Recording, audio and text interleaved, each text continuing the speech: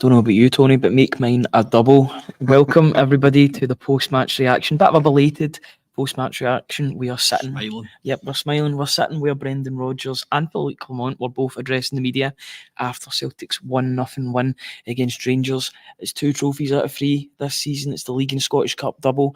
My name's Ryan McGinley. Today I'm delighted, or tonight rather, I'm delighted to be joined by Tony Haggerty. Tony, how are you doing after that 90 minutes? We've had a couple of hours to think about it, to sort of digest it. Spoke to some of the players, spoke to the manager. How are you feeling after that one? I think every Celtic supporter's ecstatic, because that certainly wasn't vintage. But winners find a way to win. They got it over the line, and as you said at the top of the broadcast there, a wee Barney Rubble for the leather belts. And we can do these all night. Yeah, I can do them all night. Yeah, I know you can for sure. But yeah, I think every Celtic supporter in the land's just delighted. Idah Maeda, what a contribution! He's scored more goals than he's had starts, Ryan. He scored 9 goals since he came to Celtic in January. The 8 league goals that he scored in the league yielded 16 points, and he's got another goal, which has been the Scottish Cup winner. So, as Brendan Rodgers says, what a summer the boy will have. And you look at the catalogue of goals that he has: 2 penalties, 2 pressure penalties against Hibs at Easter Road, another brace at Fir Park to dig Celtic out a hole when he needed it most when they were 1 down.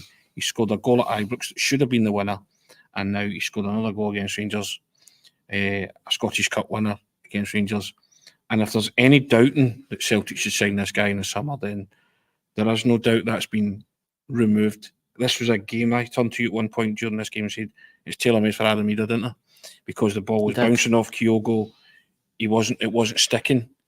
And Kyogo's not a back-to-goal striker. When Idah Maeda came on, it started to stick. You had a focal point. And honestly, every striker will tell you, great striker play, follow everything in the off chance the goalkeeper might spill it. And that's exactly what happened. And you're not coming back from that 89th minute goal. And Celtic should pull out all the stops. And I think the manager certainly wants to sign Idah Maeda on a permanent deal. I think we all do, to be honest with you as well. There's a specific question I want to ask you, but I'm going to wait until later on. I'm going to first of all thank our sponsors, MPH Group, who sponsor every video that we do. We thank them so much, and Weissman Boilers. Exciting news from MPH Group. They're opening a brand new kitchen showroom in Dunfermline, Fife, with a VIP Vegas-themed launch weekend from June the 14th to the 16th, 10 a.m. to 6 p.m. There will be roulette games with instant win prizes like 10% off services, free boiler services, and a chance to enter a draw for bigger prizes. Land on a 0 and get entered into a grand draw for a 4-night stay at the Trump Tower in Vegas with a helicopter tour. Don't miss out. RSVP now at www.launch.mph.group to secure your spot. See you there. And we'll just bring up this again from one Celtic legend in Brendan Rodgers. You could probably say now to another: 6 months of access for £1. Plus you could win lunch with Celtic legend Martin O'Neill. All of our existing subscribers are automatically entered into this amazing competition.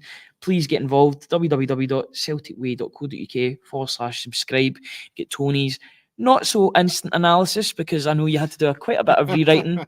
We were kind of prepped for it going to extra time, maybe a bit more time to write more detailed points, but yeah, you don't mind having to rip up the notebook when Idah Maeda goes and changes the whole trajectory and the whole story of the game. I guess that is probably where I want to start, and I'm going to ask you that question straight off the bat, because there's a lot to talk about in this game. Yes, Celtic were not at their best. They weren't at their best last week against St Mirren, although I don't want to read too much into that.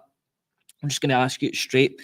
Is Idah Maeda Celtic's greatest ever loan signing, pound for pound? Look at the points total. He's won your cup in the Scottish Cup.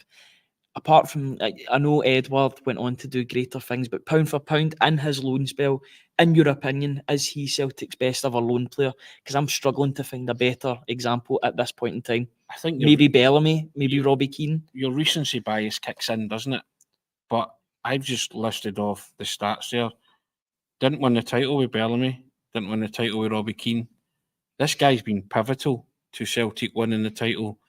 The catalyst, as Brendan Rodgers called him. He's called him that twice now. Those 9 goals, Ryan, as I mentioned before, every one of them has been critical. They're not the 4th on a 5-0 win or the 3rd on a 3-0 routine win. they've all meant something. They've been huge goals for Celtic, and they're all different types of goals, as the manager said. He said the bottle to take penalties. He scored a cracking header against Motherwell. That first time shot that took Butland by surprise at Ibrox. And then today, to have the presence of mind to just follow that and that shot in from Paulo Bernardo, and every great striker, just senses a moment, and he knew fine well that it was his one and only chance. It's a critical stage in the game. It's heading to extra time, and bang, it's in the back of the net before you can blink. And should Butland have done better? Yeah, he probably should have, but the big man wasn't hanging about. And I just think it's brilliant striker play, and he offers Celtic something different. You saw exactly what happens when he gets the ball and he turns and he runs at people at Rugby Park against Kilmarnock. But what you noticed when he came on the park, the ball was sticking. He was playing guys in, he was linking the play, he was turning. He's comfortable playing his back to goal if he has to. But when he's in front of that goal, he's got a keen eye for goal, and the manager was delighted for him, and his celebration said it all.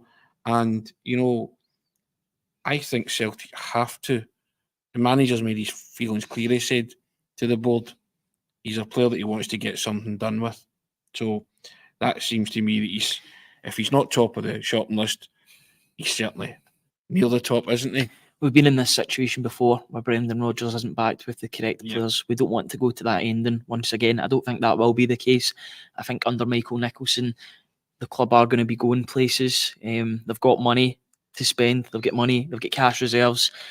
He will be getting backed in the summer, and I think one of the first signings will be Daizen Maeda. I think it's an open goal, as they say. It definitely is an open goal. You'd like to think that would be the kind of endorsement of what Brendan Rodgers has achieved this season under trying circumstances. The first thing they do is grant him his wish to sign a player who the raw material's there. Brendan just needs to mould and sculpt him into the player that he wants. There's a big player there. There's more than a player there. And, one of the commenters saying that I've described it as something different. He's just far more effective than Kyogo. I'm not having a go at Kyogo. I just felt after certainly at half time, I could have replaced Kyogo at half time. The ball just wasn't sticking, and it just didn't appear to be Kyogo's game today. It was bouncing off him. His control was poor. His link-up play was poor. And, Kyogo's not a back-to-goal striker. He needs to have the ball in front of him, and he very rarely got that today. And I just thought, thinking, and I spoke to somebody at half-time, and I said, this is tailor-made for Idah. I just thought it was his kind of game, the way the game was panning out, becoming a bit of a battle, a physical battle. Both teams were tiring, but they tried to freshen it up. And the two players that Brendan Rodgers chose to freshen up, Bernardo and Idah, have played a significant part in the goal. So it wasn't a classic game by any stretch. No. Two poor teams, I think, just coming to the end of the season. Yeah. And, and to be honest, I felt it was going Rangers' way because it was becoming a battle. And I felt had it gone to extra time that Rangers might have won that battle, but it didn't, because Daizen Maeda popped up with the winner. And well done, Daizen Maeda. Put it this way, I'm happy. Yeah, I'm happy it didn't go to extra time, because I did feel as if Rangers had the running on Celtic at that point. They had McCausland on the wing. They had Abdallah Sima up front, who has a constant pain. I'll be perfectly honest. I'm quite glad to see the back of him going back to Brighton. I don't think there's any word of him getting signed permanently by Rangers. It's an expensive outlay, but he is a very, very dangerous player, and he's shown that. I know he scored the deflected goal, and he scored today as well, but that goal was quite rightly given as a push on Joe Hart. But yeah, I'm happy to see the back of him. I saw that once in real time, because normally when you sit in the press box you have a monitor, but we didn't have monitors beside us, so we only saw it in real time. And I felt the vehemence of Joe Hart's protest when he actually got booked. He actually chased the referee. He chased the referee 50 yards. He chased him from his 6-yard box to the halfway line. And I thought, well, it's going to get checked anyway because it's a goal. But it was just so vehement in his approach. And, I don't know what we actually said to Nick Walsh, but it was enough to make him brandish the yellow card. But he was so incensed and so angry at the fact that the goal for a spell was being given. And then I've since been told that it's a clear two-handed shove on the goalkeeper. They're protected species. Again, I've not seen it, and I've only seen it once in real time, Yeah, me too. and I couldn't pick it out at that particular time because we're a wee bit away from the incident. So I'll need to see it. But people are telling me that it was rightfully disallowed. But the two of us were shaking our heads in disbelief as to how Kyogo's header onto Ben Davies' arm is not a penalty. It's a penalty all day long. It's been a penalty for the past 2 years. The thing for me, and I don't want to touch too much on this because Celtic are the Scottish Cup winners, and that was something that happened in the first half of the game. But it definitely is a point that we need to bring up because I have seen that I've seen less being given as a penalty in that situation. I feel like now is the time to bring it up and not call it out as such. Bring up these contentious decisions. The referee should have at least been sent over to the monitor for that because it's a clear handball. Ben Davies effectively saves the ball in the box. So and he prevents a possible goal scoring opportunity as well by his hand motion towards the ball. I look at the penalty that was given against Celtic at Tynecastle, Ryan, for the handball. You know, when the player was blissfully unaware that it had actually hit his hand. You know, now you make me think about that. That's even so there is no consistency. The only consistent part about these decisions is the inconsistencies in these. So, again, and I've said it often. Only Nick Walsh and John Beaton know how they came to that decision that was not a penalty today. And you're right to highlight it when you win because you highlight it enough when you lose. But when you win, you say to yourself, "Well, where is the consistency?" No, again, I need to be sat down and explained. These decisions explained to me because maybe I'm it's too much of a guessing game. Maybe I'm picking it up wrong. But honestly, you look at that and you say, how can you look at that and say it's not a penalty? There are categories of handball that might get the benefit of the doubt, go to the defender, but that's of the stone wall variety. His hand is out. Yeah, there is no any other definition for that. It's a stone waller. And again, Nick Walsh and John Beaton, is it any wonder Brendan Rodgers labelled one of those guys incompetent? I mean, that's incompetent. And I get back to it as well. What are you seeing then? Yeah. Because you can't turn around and say you're not seeing something. For me, what are you seeing in that instance? For me, it goes to both because the referee on the pitch does not deem that to be a penalty in the first instance. The VAR people, that's even worse because they've got the chance to look at it multiple times.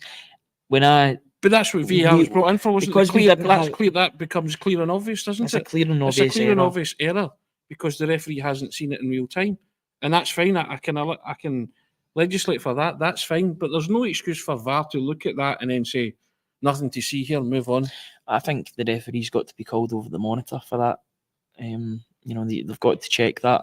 But thankfully, that didn't matter. No, it didn't matter. But it's definitely the right time to call out those decisions as and when they happen. But just overall in the game, I didn't think Celtic were at their fluid best whatsoever. No. There was a lot of players that I don't want to say that didn't turn up, although that does seem apt to say that. There was too many players that weren't playing at their high level. I would include Hatate in that. I'd include O'Reilly as well, despite him trying to make things happen. I thought O'Reilly was better than Hatate, although only just because O'Reilly, maybe it's obvious when Hatate's having a bad game because it's his body language. It's the tackles that he's putting in or the tackles that he's just getting nowhere near. He's not a good tackler. But I said that to you a couple of times. So there was one tackle that he actually won. I was a bit amazed because he was doing it all afternoon and he was either fouling or not getting anywhere near the player. And it was Diamandi, wasn't it? Yeah, Diamandi, who had a really good game for Rangers. I thought he's going to be maybe a problem player in the next couple of years for Celtic, one that they maybe need to keep an eye on. But for all that Hatate and O'Reilly were poor, once again, it's the same man again that delivers a captain's performance. Callum McGregor is a Celtic legend. Of that, there is no doubt. Look at the trophy cabinet, but look at the performance today. This was a guy that didn't want to lose today, and he wasn't going to allow. He still hasn't lost a final, Brian. An incredible record. Yeah. And as I said before, maybe it was written in the stars. Celtic just couldn't lose a final on May the 25th, could they? Let's be honest.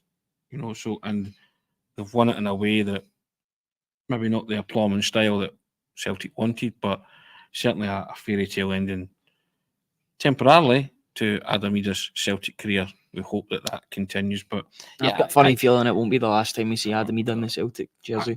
You have to praise. I thought Joe Hart did well today. A couple of good punches. And the one cross he didn't get to, he was fouled in the build-up. Yeah, and Cameron Carter-Vickers is just solid. He's just that real security blanket at the back of the pack, isn't he? So Alistair Johnston was excellent today. I think he's been the unsung hero this season. He's been one of Celtic's unsung. Second half of the season, the last time, but Silva wasn't in the game this time because Alistair Johnston didn't allow him to be in the game. And but I think there's still question marks over Liam Scales and Greg Taylor being first teamers moving forward. I think you're going to have to bring in better quality players.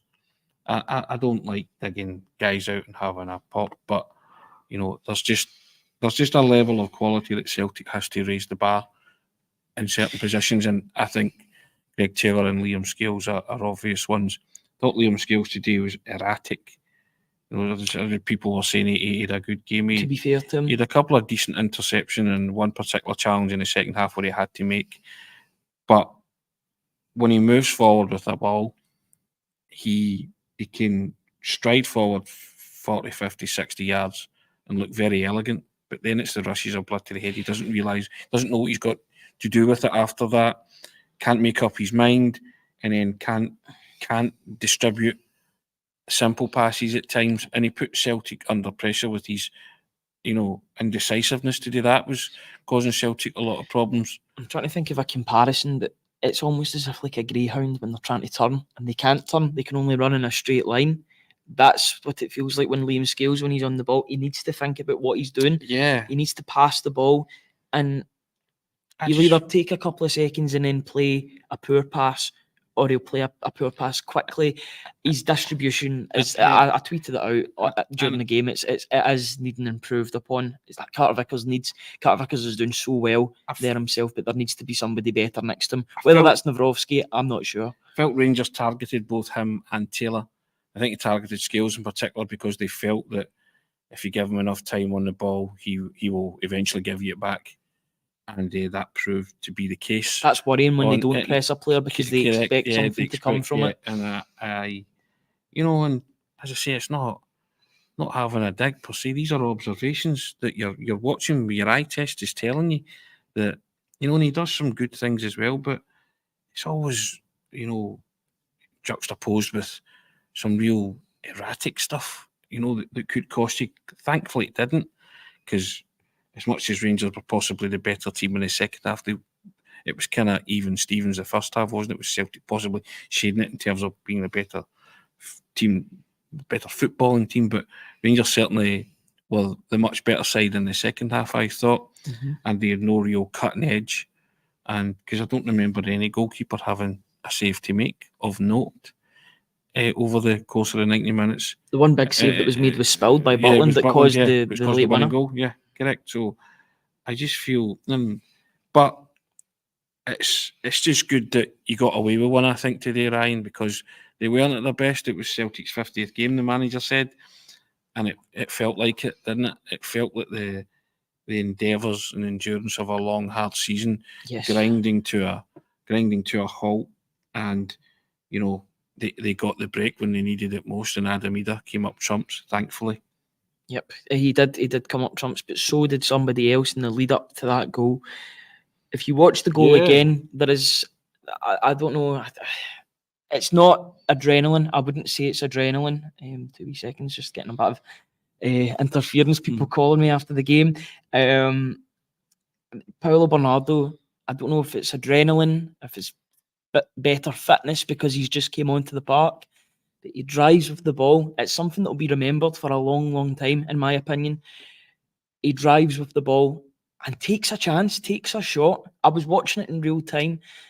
He just goes for it. He takes a risk. And if you don't buy a ticket, you don't win the raffle. And he enables Adam Idah to get that chance by forcing Jack Butland to make a save, which in my opinion wasn't a good save. He spilled it and Adam Idah got, I don't know if there was a deflection on the shot. I don't think there was, but he made a positive contribution, didn't he? Let's be honest. Celtic were poor today. There's people saying, "Call it out, Tony, they were awful." Yeah, Celtic were. It was a dreadful game, but I didn't think conversely that Rangers did enough to win it in that sense either. You know, as I say, no goalkeeper had a save of note. It was two poor teams slugging it out, and I thought the more it became a bit of a battle, I thought that's what Rangers wanted, and it would triumph, and they might be the team to hit you with a sucker punch and steal it. As it turned out, the most positive kind of piece of play came from Bernardo, who strolled forward and thought, I fancy this. That's another big moment from Bernardo. I know in the festive period, Celtic did rely on him to, alongside Matt O'Reilly too, and Kyogo as well, but they relied on him.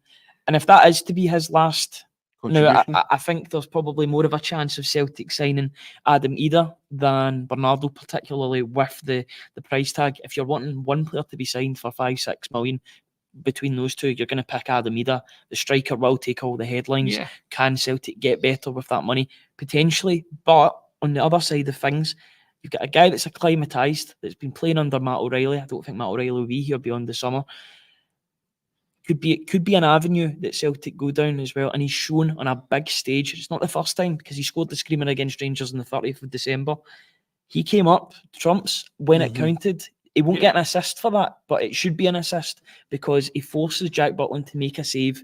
He spills it because there's some venom on the strike, and Adam Idah's there. Two subs. Let's put it this way. Celtic started gaining territory when Bernardo and Idah came onto the park. They started to swing the game slightly back in Celtic's favour, didn't they? Mm-hmm. And Bernardo's a clever player. He's came from Benfica's academy. They don't make bad players over there, basically. He's a footballer, he knows what he's doing. So, and they gave us some solidity in the midfield because Hatate was well off it. O'Reilly was surprisingly off it.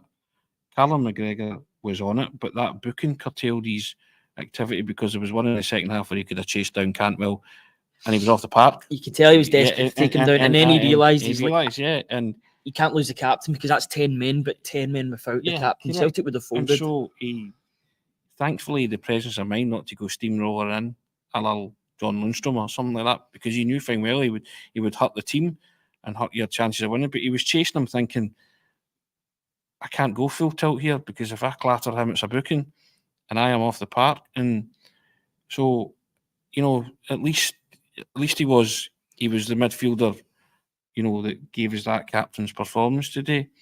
Also felt Carter Vickers was great, and James Forrest was largely anonymous, wasn't he?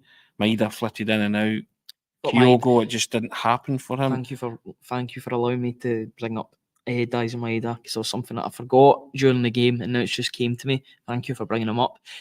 Maeda won about 3 or 4 massive fouls in that 8 minutes of added time.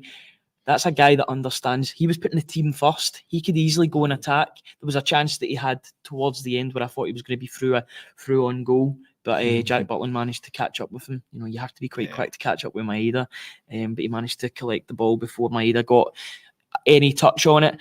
I thought he was wasteful in the first half. But then once that goal was secured, Maeda then switched to, right, I'm going to be a support player. Yeah. I'm not here for myself. I'm here for the good of the team. I'm going to run. I'm going to make those last-gasp runs. I'm going to make sure that this trophy comes back to Celtic Park. He is a winner. Daizen Maeda is a winner, and he's a team player as well.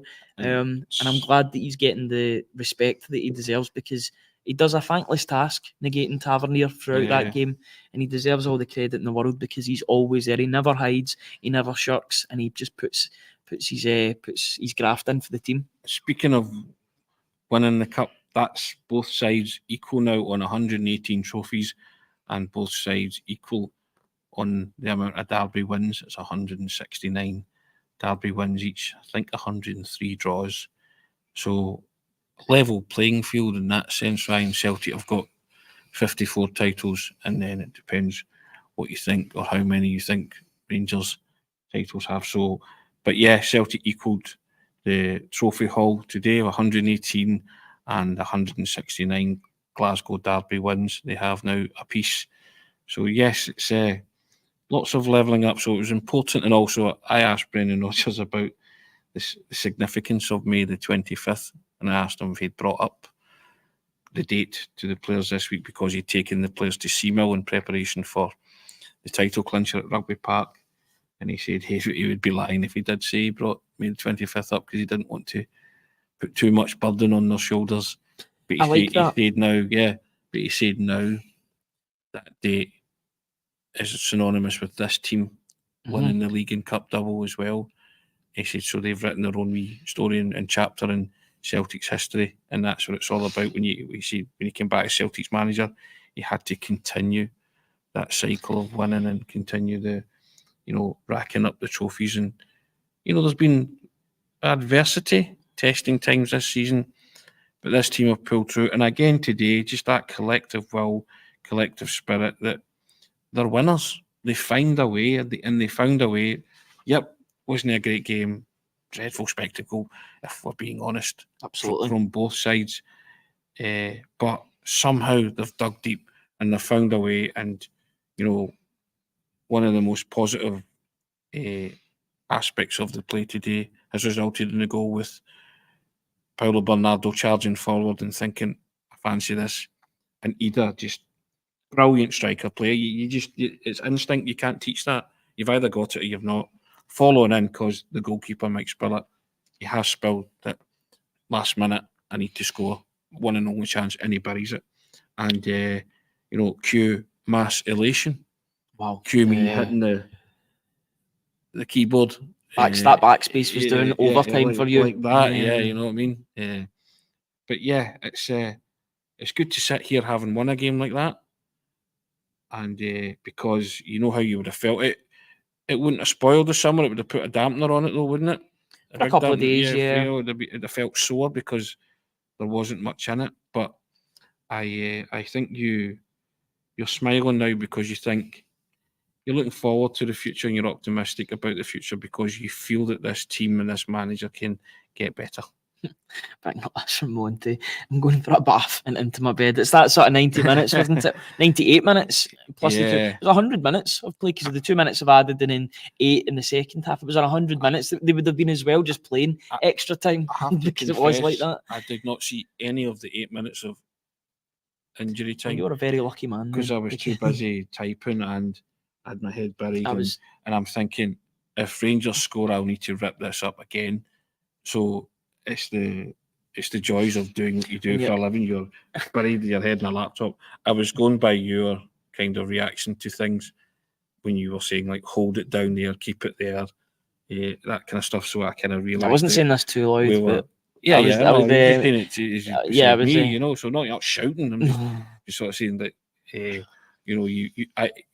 your utterances were an indication to me that the ball was in that area, what I mean? It wasn't near our goal or anything like that. Absolutely. So, but yeah, as I say, the 8 minutes were just that. See them. I've got to be honest because I was like I said, keyboard. Like I said when you first said that, you're very lucky because it was a nervy. But to be fair, for I think about 4 or 5 minutes of those 8, it was in the correct end. Yeah, Rangers weren't exactly pushing for an equaliser, even though I thought they would be. I think they were completely spent. Yeah, it's a perfect sucker punch to hit them with because they were pushing, they were probing, and then Celtic score the winner and it knocks the stuffing out of them. It's a knockdown. That's a kick in the guts. That's a boot in the solar plexus. It's just the ultimate demoraliser because you've thrown everything into that game and your second half showings probably deserve a bit more. But again, neither goalkeeper's seriously troubled. You can argue that Rangers shaded the second half or were the better side in the second half. Happy to concede that, to be honest. But at the end of the day, Celtic supporters will tell you when they lived through the 90s, they used to batter Rangers and Andy Goram would produce save after save after save and Rangers would got the part and scored with one of, only chance or one of 2 chances. So you have to suck it up, as they say at times. And, I just think that was a sucker punch, from Celtic. And there's no coming back from it. Yeah, they had 8 minutes to rally, but I just think, as you see, it's the punch that ends it. The kind of boxing contest. It's just the killer blow where you maybe take a standing count, but you're not coming back from It was the knockdown, and then Celtic won on points at the end, just at the end. But they just did enough to make sure they got that victory. Two more people I want to talk about. Is there anybody else you want to talk about? Because there's two people in particular that I want to talk about before we finish off today's show. That being the departing goalkeeper, Joe Hart, who's etched himself in Celtic history. Look at the amount of trophies that he's won. 7 trophies in 3 years. Not a bad trophy cabinet. He was in tears after the game. I can understand that. Our vantage point was such that we were beside his family, weren't we? Or just to the... They were going through the ringer as well. They were to the left of us, and his boy had his Celtic goalkeepers strip on, didn't he? Both of them did. Both of them did, yeah. And it was a joy to watch, actually. And when he went up to get the cup, he was waving to them, and it was... And Brendan Rodgers did the same with his family too. It was priceless, yeah. It was the joys seemed, but yeah. Listen, I think Joe Hart, and we've had he's had his critics in his 3 years as a Celtic goalkeeper, but I don't think he can imagine he would have had an Indian summer like this in Scotland with Celtic. But as we've spoken about before, he has loved every minute of it. And I keep saying this, we now have the best footballing ambassador who's not on the payroll for Celtic moving forward. This guy will wax lyrical about Celtic from now until doomsday. And that just shows you how the depth of feeling that he's had for the club and the depth of feeling that the supporters have for him. I'm not surprised he was emotional today. That's the end of Joe Hart's goalkeeping era. You'll now see him as a pundit, looking forward to that as well. And but he will speak so highly of Celtic. And as I've said before, you always go back to that Jock Stein phrase, Celtic weren't his first love, but they'll be his last. Absolutely, because he was told. I've only heard snippets. I was obviously listening to him in the mix zone as well. When there was quite a few, there's plenty of videos coming. Don't worry about that. We've got who have we got? We've got Joe Hart, right up close and personal with Joe Hart. Some great answers, some great responses. We've got Idah Maeda, today's goal hero. We've got the captain, Cal McGregor. We've got James Forrest, the homegrown hero, and there's one other I can't pick. Cameron Carter-Vickers as well. So what more could you ask for? We've got plenty of videos coming on the Celtic Way YouTube channel. The last person that I want to talk about is none other than the manager. I think it's worth talking about Brendan Rodgers. This is a guy that came back to the club that there was doubts. There was doubts about him coming back. Not maybe doubts about his managerial qualities or attributes, but of how he would be received by the fans, on how the fans would support him, how the fans would get behind him, how they'd get behind the team under Brendan Rodgers. Looking at that in full time today, if there was a culmination that everything, that all is well between Celtic and the supporters, that was it. Singing "Don't Worry, Be Happy," singing "You'll Never Walk Alone." "You'll Never Walk Alone" had me speechless. I was just in awe. I was absolutely speechless. One of the most beautiful renditions of "You'll Never Walk Alone," and it was apt because it was for Joe Hart, but I also think it was for Brendan Rodgers, and the fact that he's now the awkward period, the tedious period of his managerial career at Celtic, I think is gone now. Everybody's now used to the fact that Brendan Rodgers is the manager of Celtic Football Club. I think there's a harmonious mood, and now the board, the hierarchy, the money makers, people that are in charge of the money, have got to back this man, because there's a good feeling in the club at the moment. He's delivered a double. Trebles, you can't win a treble every season. We know that. We know we've been quite used to it recently, but a double will do for the first season back. He needs backed in the summer, doesn't he? But what a day for Brendan Rodgers, eh? I've banged on about it, Ryan. The reconnect's been a joy to watch. And I've written countless words on this website. You'll have seen them over the past few weeks. I never ever doubted the manager. I've stated that, and I've stated why. Days like today mark you out as an elite level manager. Somehow he had the presence of mind to make the substitutions that have turned this game in Celtic's favour. The 2 substitutes that he brought onto the park to give Celtic a bit more solidity and a bit more territorial advantage in the game have came up trumps. And, he's been signposting it all along. I'll see you here in May. Well, he's going to see you here in May because he'll be laden down with a couple of trophies. I think he already has. I think there's videos already. Ain't bad, and the first one hurt him. when they relinquished the League Cup at Rugby Park, first chance they got this season, that really hurt them. I actually did go back and listen to a couple of And, the post-match videos that we you know, did, and there and- was annoyance that those results were happening. Yeah. I would love to tell that version of us of how good things were going to be. Eventually, 2 trophies out of 3. And he was telling people that Celtic would write their own story. Narratives were being written right, left, and centre. You know, you just had to trust him and believe him. And you know, he has. I wrote about this last week. He has that human touch. You know, he's just a master at dealing with pressure and dealing with players.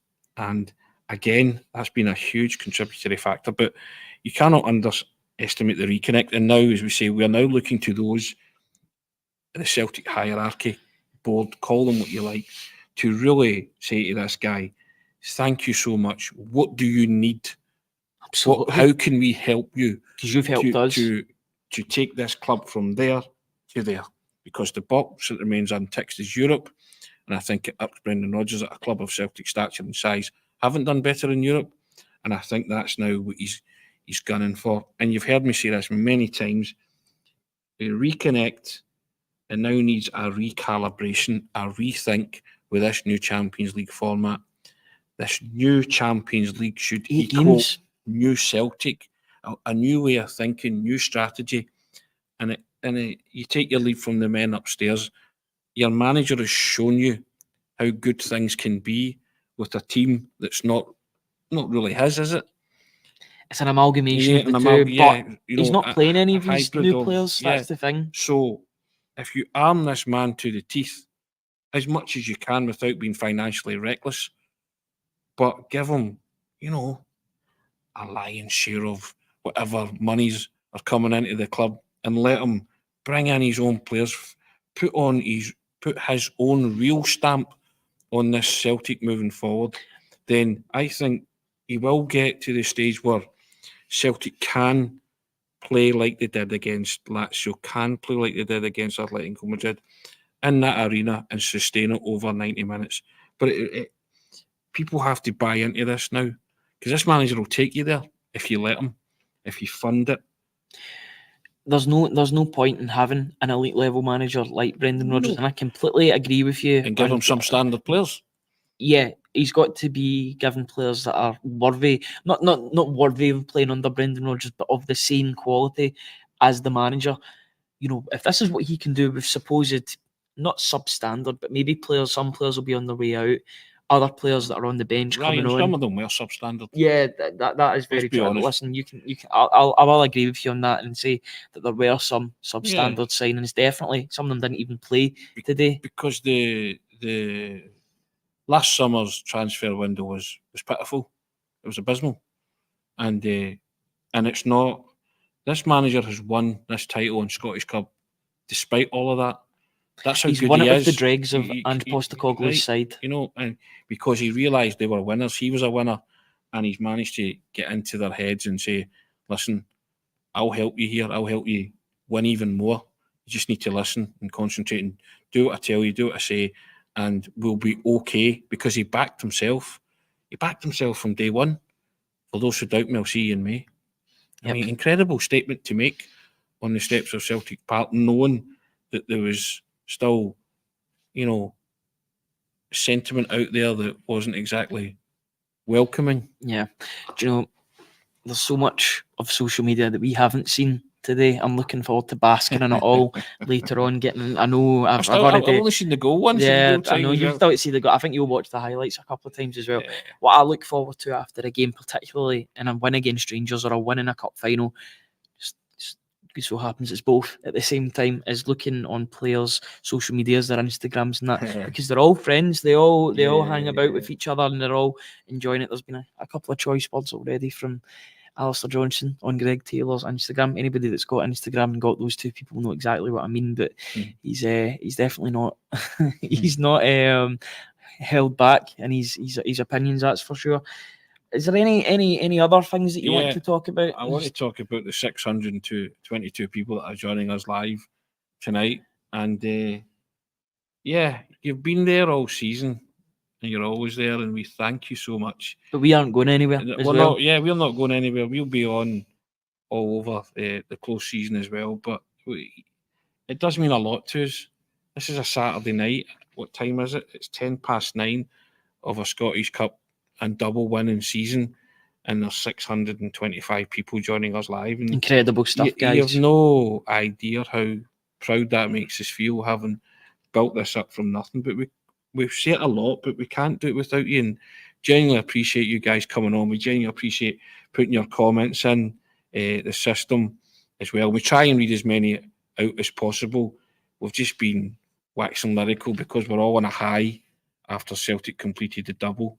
And we'll be back on Monday to talk about it with Hamish and Toe as well. But guys, I just want to thank you from the bottom of my heart that, it's been an up and down season, hasn't it? But it's finished with 2 almighty ups, hasn't it? I love this from AJSC Tech.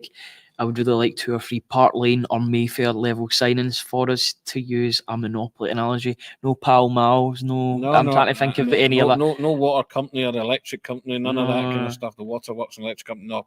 Yeah, but, and we're privileged and honoured to do what we do for a living, i.e. sit in here, be present at the game. And but we know a lot of people fork out a lot of money going to watch their football team, and we hope that you derive as much pleasure from this as well. We always saying we've got a broad church and we let a lot of opinions on here. That's because we don't feel that our opinion is worth more than your own. We just have a vehicle and a platform to express that, but we like to dip into your own opinions because that's how we learn and we grow and we get better. And I think it's fair to say you guys have helped us learn and grow and get better this season, and we want to reach new heights this next season ourselves. We never stop at the end of the day. We're going to try and get bigger and better we're next season. On the right track, we think, as well, and try and offer more prizes of like the Kyogo Furuhashi print, lunch with Martin O'Neill. We want to do more of that stuff and involve you guys moving forward as well. So I just wanted to say thank you. It's been a great end to the season, hasn't it? Champions again, ole ole, and a wee Barney Rubble to finish off, Ryan. You can't beat that. Yeah. Considering where Celtic have come from at the start of the season and the bumps in the road along the way, I have to say I'm not trying to be smart or wise after the event, but I always had faith in this manager. Lots of people doubted him, and their faith was tested on the road. But yeah, we want lunches. Yeah, that's very kind, Hercules. We'll meet you for lunch any day of the week.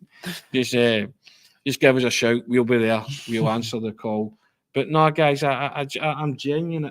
It's heartfelt. It's something that means a lot to myself and Ryan. As I say, I do joke, but I spend more time with this guy and on the phone to this guy than I do with my wife at times. And and for that to work, the two of you have to get on.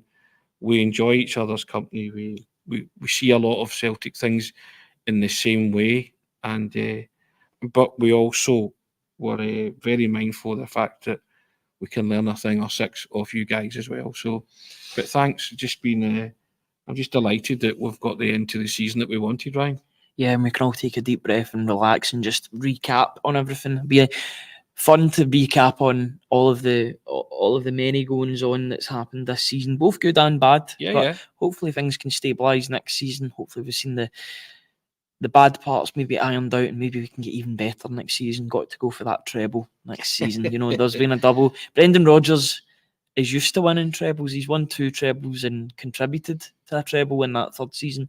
I know he left halfway through, or about 60-65% through the season, but he's used to winning trebles. That's something that he'll go for next season. But I think his main objective, or one of his added objectives, will be to make Celtic more of a force in Europe. In order to do that, he has to be backed sufficiently. We're hoping that we've got plenty more to discuss with regard to transfer dealings, hopefully sooner rather than later, because the transfer window will be opening very, very soon. Celtic need a goalkeeper. They're their first choice at the moment. Celtic's first choice goalkeeper is either Scott Bain or Benjamin Siegrist, and Benjamin Siegrist doesn't play. Do you think Adam Idah could play goalkeeper as well? Who knows? Everything else, can't he? Who knows? It's definitely a position that needs to be sorted. We've also got the head of the recruitment that needs to be sorted too. What my hope would be that is sorted in the next couple of weeks, so that they can compile a dossier of players to go for over the summer. First choice, second choice, third choice. Yeah. You know, I think that's all part of what I talk about, the recalibration and the new strategy and the new thinking. You cannot go into this Champions League in the haphazard way that Celtic have in the past. I don't think this manager would allow it. And I think there is a kind of will within the hierarchy to make Celtic be as strong as possible and the best representation of themselves as they can be in this new format of the tournament. And that's all you can hope for. So yeah, as I say, it's just been a wonderful few weeks covering Celtic. They came alive, as the manager said, when it mattered. Everything that Brendan Rodgers said came true, didn't it? It's as if But he almost knows what he's talking about. Does it surprise you? No, it doesn't, to It be does honest. surprise And me. I think there'll be about a few others. 800 to 900 words tomorrow on the website about how he's proved me wrong, and I need to stop doubting Brendan Rodgers, because there was a point. I remember being on that Hearts one. I've spoke about that a number of times. Yeah. Hearts, I was saying I wasn't feeling good about that game, so to get beat 2-0, Santa get booed onto the pitch. That wrong was rewritten and righted. Yeah. He was brought on for trophy day, but it was a toxic atmosphere. Things weren't going well. My goodness, it takes an elite level manager to turn it around, but my goodness, he certainly has. He steered the ship in the right direction, steered the good ship Celtic over the choppy waters, Ryan, and got us to our final destination just as I thought he would. And yeah, it's just good to just say it. Having just seen everything in real time, I'm looking forward to pouring over lots of stuff and just seeing it again and see what we missed. Hail, what's the saying? Sorry. Hail, Tony. Agree, Thomas. Stay clear of Euro team for player. All right, okay. But yeah, I think if you're a Celtic supporter, you're just grinning from ear to ear tonight, aren't you? Yeah, Stephen Colgannon over to Brendan Brendan was born to do this. I think he was born to manage Celtic, to be honest. And I think of course he was. The last sort of hot take that I want to touch upon before, I think Brendan Rodgers, this is me personally, maybe this is all because of the emotion. Personally, I think that he will be here longer than the 3 years. I've been stung before. I just believe that he is trying to build something bigger and deeper over his 3 years originally. I think he'll be here longer than the 3. I think he's looking towards being not the best Celtic manager of all time, because I think Jockstein will take one hell of a beating. Celtic will probably need to win the Champions League. I don't think he'll ever beat Jockstein, correct? But that second place, at best of the rest, is absolutely. Ryan, you got to constantly strive. But that best of the rest, and in order to be best of the rest, I think in terms of Martin O'Neill's up there with his European experience. There's other names in there as well. But I think second place is very much up for grabs in that ranking. So I think that's what he's going for. Do something in Europe, keep on winning titles, win domestic cups, and you'll be well on your way to cement yourself as a legendary manager, if he's not already. I mean, his resume speaks for himself.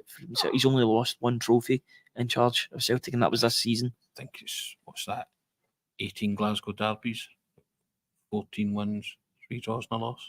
That's domination. In any other sport, that's considered domination. And of the 5 games this season against your rivals, you've won 4, drawn 2, and drawn 1. Unbeaten against Rangers this season. You are a last-minute worldie away from completing the green and whitewash. I think that tells you the level of manager that we have at our disposal. And if you back him, then... Can we dare to dream? Brenda Atlanta. Channel his inner Gasperini. Make sure Celtic do something in Europe. Listen, football's for dreamers, Ryan. I've told you that before. Nobody's a bigger dreamer than me. And it's my dream. Well, take some beating Martin O'Neill. It's my dream to see Celtic compete at the highest level of European football again. And I just think if we give this current manager what he wants, then I think he can take us a step closer to achieving those goals and those aims, and take you where you want to go. And I think we should all just now enjoy the journey, because he said it was going to be a journey, didn't he, the first time? He's got he stood in the steps the second time, the second coming of Brendan Rodgers. And I just think everything the past few weeks, as I've said, has been everything that's been wonderful about supporting Celtic. Celtic family, just the unbridled joy that winning and success brings to you as a Celtic supporter, and we thoroughly enjoy what we do for a living. That's why we're Don't on at com- 9:20 talking about don't Celtic. complain about it being hard work, because if you do something you enjoy for a living, then you don't do a day's work in your life. That's what they say, isn't it? And we love it, and it's why, as you say, we're here at 9:20, and I just can't believe that there's over 630 people joining us. It's wonderful, and I think it's like everything else. Celtic's inclusive, isn't it? It's that Celtic family thing. You want to share it with as many people as possible. I once said this about Bertie Auld when I wrote kind of a obituary piece, and I said that Bertie Auld gave the gift of Celtic to everybody, bestowed that to everybody that he met, whether they wanted it or not. I think nights like tonight are like that. We all become Bertie Auld. We just want to bestow the gift of Celtic to somebody, want to talk about it, want to relive the experience. And there is no better feeling than Celtic being successful and winning, because they market it themselves as a club like no other. And it's in moments like this when you genuinely connect with that, and you know exactly why they're a club like no other. I can't go anywhere else after Bertie Auld. There is no man that can be topped in terms of supporting Celtic or talking about Celtic or being an ambassador for Celtic. He was and still is Mr. Celtic, even though he's no longer with us presently. There's no one else. I can't top that after that. So I think that's the perfect way to end this off. Is there anything final that you want to say? If there's any sadness, it's the season's ending. It's ended, isn't it? I mean, I know we're not going anywhere, and there's all the speculation and stuff like that, but it is a long season.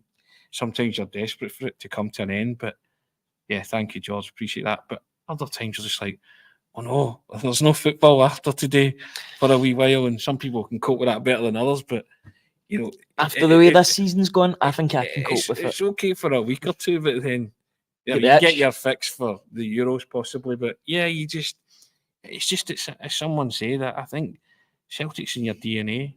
Your moods are intrinsically linked with the fortunes of this football club. And at this minute, the fortunes of this football club are good. It's why we're smiling. It's why we love it. And it's absolutely. It wasn't a vintage. It wasn't a classic cup final. But Celtic supporters will still remember it, won't they? Without a doubt. Thank you to every single person that's even clicked on for maybe a minute or so.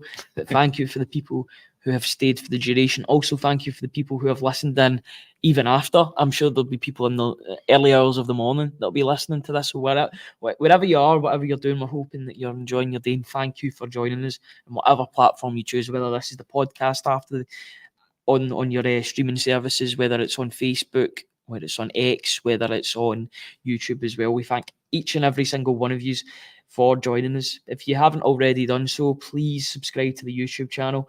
The growth that we've had recently has been absolutely incredible ever since we've hit 10,000. We never stopped. The growth never stops as well. I need to stop saying Ange Postecoglou. We're in Brendan Rodgers' second era now. That's it. But yeah, we do never stop. We're going to keep on going. There'll be videos on there daily, whether they be briefing videos or their post-match videos. Certain embargoes are still needing to be withheld. There's videos that need to be held for certain points, so there will be more and more content as the days go on. Speaking to Idah Maeda, that'll be on the website very, very soon. Joe Hart will be on the website soon as well. Tonight from myself. Piece as well, yeah. There is so much going on the website at the moment. There's all sorts there if you want to have a look at that. Yep. And if you've not subscribed, then hit that button. Yep, I'm just going to bring that up right now. Thank you for reminding me. 6 months of access if you want to help support us just that little bit further. 6 months of access for £1, plus you can win lunch with a Celtic legend, Martin O'Neill. All existing subscribers are automatically entered into the draw, but any new subscribers are also entered in. It'll be happening fairly soon, I believe. I don't have an exact date, but I know it's happening soon, so please get involved. Get your name in the hat, as they say. If you don't buy a ticket, you don't win the lottery, and your ticket is a 6 month subscription for £1. Plus, you get the added bonus of reading all of our stuff on the website. Unlimited access for just £1 for 6 months. Tony, it's been a pleasure. I was going to do that. I was feeling it there. It's been a pleasure covering it with you, and I just realised that nobody has seen us actually shaking hands there, so we'll do it again. There we go, just so that people can see that. Thank you to everybody that's joined us tonight. We appreciate you, and we're sorry for being so late, but the amount of people that have been on, it's been incredible. I dare to think what it would have been a couple of hours ago, what the numbers, maybe into 4 figures, but we do appreciate the 600 or so people that have joined us. We will be back on Monday. Please keep an eye out on the website and the YouTube page for plenty of content as we dissect this wonderful double that Celtic have won. As we said at the start of the video, make ours a double. Celtic have managed that, a league and Scottish Cup duo, double, whatever you want to call it. I was trying to think of another word for double there, but it's a twosome, whatever you want to call it. Thank you to everybody. We will be back on Monday. Have an enjoyable rest of your weekend. Anybody that's going to the Celtic FC Foundation game, enjoy that tomorrow. I'm sure it'll be a raucous atmosphere. Brendan Rodgers will be there too. Yeah, make as much money as you can for the foundation. We'll be back on Monday. Until then, have a great weekend and just celebrate being champions and a league and cup double. Cheers, guys.